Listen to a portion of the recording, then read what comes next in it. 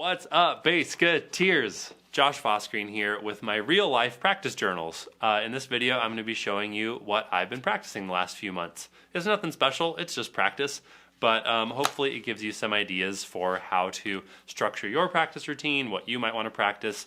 But be prepared for some talking and some rambling and some talking about myself. I'm sorry, but that's just the nature of this video. So if you don't like that, then go do something else. But if you're interested, then here we go. So before I dig into the contents of these notebooks, I just want to talk about how I structure my practice because it's been working really well for me. And what I was doing before was really not working well for me. So as some of you know, I've been very busy doing Bass Buzz, which is my new YouTube channel where I'm doing a lot of beginner lessons, and I have a beginner course that I offer through Bass Buzz. So that's been occupying a lot of my time, and as somebody who works from home and does that in addition to gigging and teaching privately and rehearsing and stuff, that's basically what I do. That's my day gig. So I schedule the time that I spend doing that like any other job because I noticed that I really benefit from a sort of regimented schedule. And so I've noticed that if I don't schedule practice, I don't practice at all. So I do some stuff before work, which is in this journal, and that's just 20 to 30 minutes in my relatively tight morning routine. And then I practice after work as well, which is longer 90-minute to 2-hour sessions, which I put in this journal. My goal with practicing right now is to get 4 of these mornings done every week out of my 5 work days, and 3 of these longer sessions after work per week, which comes out to 4.5 plus something like 6 to 7 hours a week. I wish I was practicing more, but between working and gigging and rehearsing and teaching and sleeping and eating and vacuuming occasionally, that's as much as I have time for. So, moral of the story, do what you can. That's what I'm doing. I wish I was doing more, but I'm not. The last important piece of my practice system and scheduling is I keep a calendar in my office, which you're seeing a beautiful photo of now, where I put check marks. I put red check marks for the morning sessions, which I try to do 4 a week, and green check marks for the after work sessions, which I try to do 3 a week. And I just realized right here, live on camera, that I am using the red marker for the red notebook and the green marker for the teal greenish notebook. I really didn't put that together because I always have this one folded open and I just leave it on my music stand, so I forgot that it was red. Sometimes life just arranges itself, doesn't it? Okay, let's move on to actual practice material. Again, I'm going to be doing a lot of talking here, so if this isn't interesting to you, I'm really sorry. I'll do something more bass lesson-y in the next video, I'm sure. So what I practice shifts around a lot based on my interests and what gigs and things I have happening. I have been unsuccessful over the years in forcing myself to continuously practice certain things that I think I should practice. I do much better when I let myself have my desires float around and like, ooh, I'm really interested in tapping right now because I have this band that I'm actually tapping with a bit, so I want to get really good at it. But if that wasn't happening, I probably wouldn't care about tapping right now and I'd be working on something else. So that's kind of part of how I operate. So let's dig into some actual stuff. I'll take some photos of this so you can actually see what I'm looking at. You can see my really bad handwriting. This is like the worst my handwriting gets because I'm in such a hurry when I'm writing it because I would just want to be practicing. I don't want to be writing. So here we go.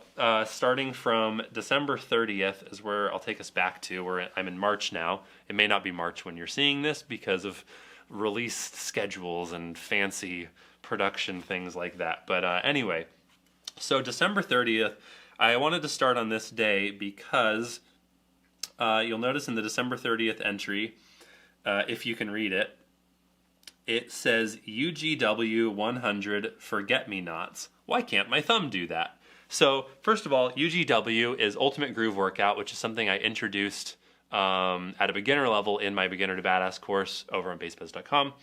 This is not a sales pitch for Beginner to Badass. That's just a relevant detail. Anyway, the Ultimate Groove Workout is actually something I got from Victor Wooten. Very briefly, the idea is you start with a 4-bar drum loop and you get comfortable playing along with that drum loop. And then what you do is you take beats of So 4 bars of 4/4 time is 16 beats. What you do is you start silencing beats. So you have maybe 2 beats silent at the end of the loop. So every 4 bars, there are 2 beats that are silent where you have to keep time by yourself, and then the loop comes back in, which tells you whether you stayed in time or not. Because if the loop feels early, then you dragged, and if the loop feels like it comes in late, then you rushed. So that's the essence of what I call the ultimate groove workout. I just made up that name for fun. What you do is you keep silencing and silencing and silencing until eventually you can just get 1 click every 4 bars and keep pretty perfect time. So you just get 1, 2, 3, 4, 2, 2, 3, 4, 3, 2, 3, 4, 4, 2, 3, 4. And in all that time, you have to keep keeping time.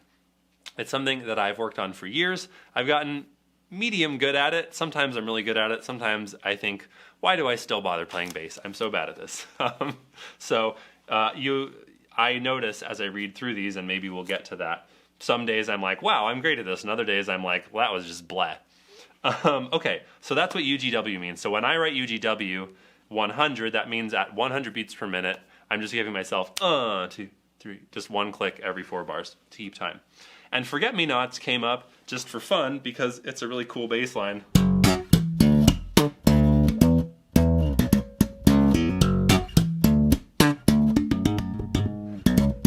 But when I try to play it at tempo,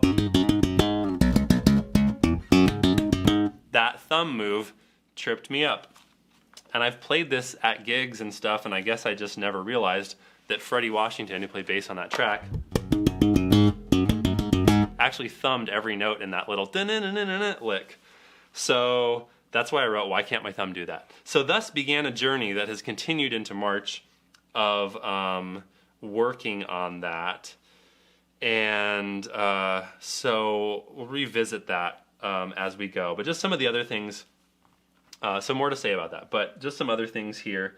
I went to UGW 120, I did some 16th note funk practice. So what I was doing with the 16th note funk practice, I'll just do this with the metronome for now, rather than do the ultimate groove workout, is I wanted to work on my ability to improvise 16th note-y funk lines at relatively fast tempo, 120s, medium fast for funk, without flubbing and like keeping good rhythm even if I'm just playing some ghost notes or something. So this is an example of kind of a loosey-goosey thing I'm practicing. It's not a specific exercise.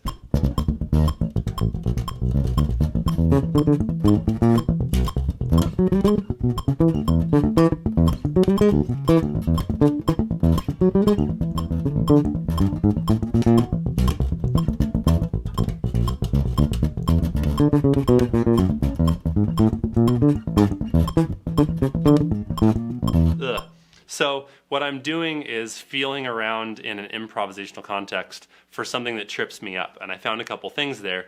So then what I would do is focus on that. It's usually a right hand fingering with that kind of stuff because it's so busy and string crossy. And I would just iron that out and then repeat it and come up with variations and kind of spontaneously make an exercise out of it.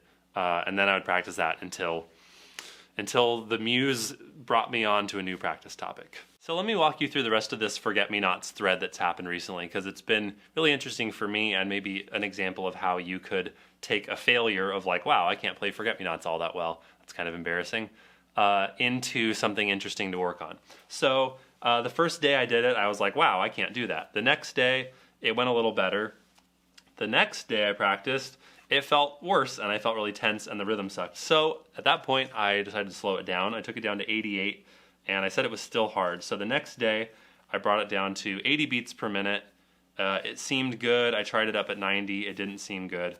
So then I took it to 85 and that seemed all right. So interesting enough. But then what I did is came up with an exercise of like, how can I get better at, how can I train up something consistently so that I can play that one little lick better? Because the rest of Forget-Me-Nots is not challenging for me, note and rhythm wise. It's just that. So what I started doing is just practicing, just playing straight 16th notes with my thumb. Maybe with changing notes. Or maybe just the same note over and over. So I started doing that at 80 beats per minute and kind of tested the speed out. I did it at 80, did it at 85, did it at 90. I decided to stick with, I was kind of blending around different tempos, but then I ended up staying, if I go to the next page, I think I went to about 85 or so. So my goal has been for the last couple months to speed up the tempo at which I can hit straight 16th notes with my thumb for an extended period of multiple bars, maybe 8 or 16 bars at least without a mistake, and feel relaxed and comfortable. So I don't want to start tensing up to play faster because that's not the kind of technique I'm trying to train myself to do. I want to stay relaxed. So I know that if I go here, I can play relaxed. If I go here, I can play, 4 or 5 hits in a row, and then I start messing it up. So I was at 85, and then I've literally been creeping that up 1 BPM at a time. I went up to 86. Here it's up to 87, up to 88. Anyway, fast forward to March, and I'm doing it at 93. So I've gone up less than 10 clicks from where I started in a couple months. Why am I bothering to take all this time to tell you this? I hope that it's just useful for you to see that I've been a bass player for 17, 18 years, been gigging professionally since I was 15 or 16, been teaching for well over a decade, and it still takes me forever to speed things up sometimes. I'm not saying like, wow, look at me, I'm so amazing, and it still takes me a long time to speed things up. Just that like, I don't really think there are that many people who are just such amazing savants that they don't have to grind up their progress like that sometimes. Some things I can learn quickly, some things I can't. And this is one of those things that has just really kept me moving very slowly. And I've just been putting the time in. And it's been paying off, but pretty slowly and still not at the tempo that you would typically play forget-me-nots at. But I'm also putting more strain on myself than forget-me-nots really even would. So it's just been an interesting way to inspire myself to work on my thumb rhythmic consistency at a variety of tempos, and just to be able to play faster and relaxed, which translates to better rhythm, which is really what I'm concerned about as somebody who's more interested at this point in life in being like a bass player than like an amazing solo artist. I just want my slap to like lock in really fucking good.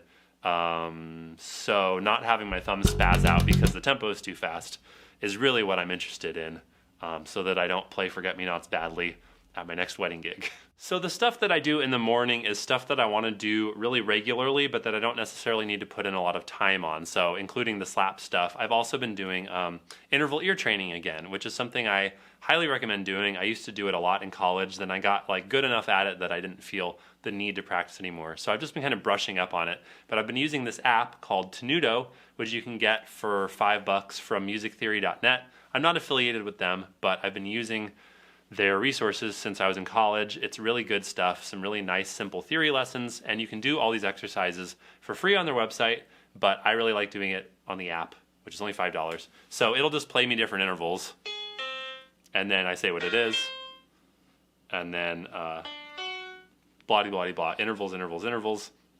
I have another video where I talk about interval ear training and how important that is. So I'll just bust out 100 of those or something in the morning, and I'm just doing a little bit every day, and eventually I'll get bored and I'll move on to something else. But doing some ear training regularly is a great thing to consider adding to your practice. Okay, moving on to the after work practice. I really hope this is interesting to you and that you take some tidbits from this. I feel like I'm rambling a little bit, but I want to share this with you. Keeping these journals has been really valuable for me, and it's cool that I get to look back at what I've been practicing, because for many years I did not keep practice journals, and also for many years I was not practicing consistently various parts of my 20s, and I don't feel good about that. I really wish I had been practicing. So I'm proud of myself for making it a priority.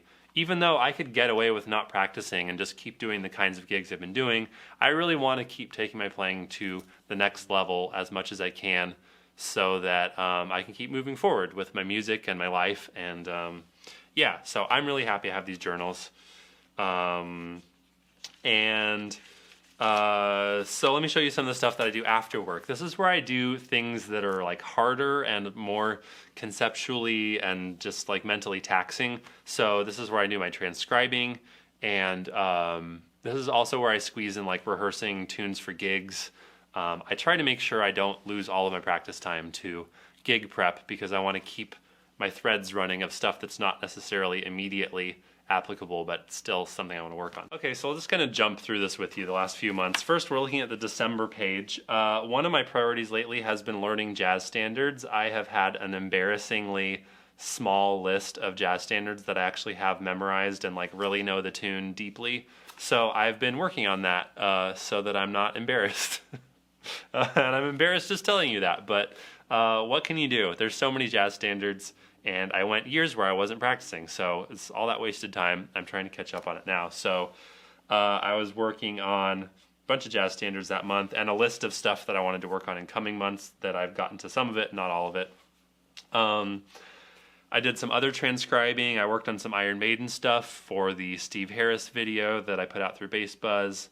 Shaolin Monk is referring to Shaolin Monk Motherfunk, the Hiatus Coyote tune, so that was really fun to learn. I'm a huge fan of them.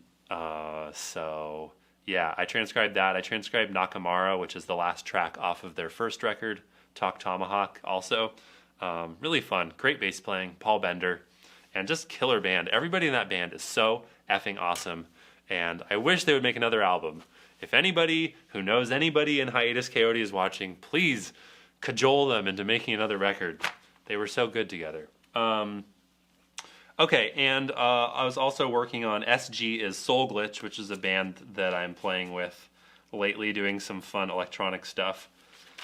And that's December. January of 2020, I wrote that I wanted to have more focused jazz goals and prioritize repertoire over soloing. So what I found myself doing in December is learning tunes and then getting really carried away, learning how to play over the changes nicely. And what I realized is that like that's not the weak point that I want to address right now.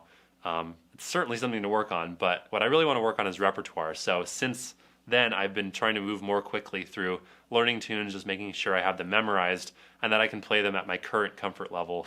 And I'll get to the increasing my soloing abilities at a later date. In February, I kept doing more of the same. I learned more standards. I learned a few more funk tunes also. I transcribed a song off of Mark Juliana's last beat music record, which I'm really proud of doing. Is some really weird atonal shit, and it took me it was slower to transcribe than a lot of the things that I try to transcribe because I wasn't able to analyze it quickly as I was going. So that was a really fun challenge. The name of that tune was, what was the name of that tune? Bullet off of Beat Music.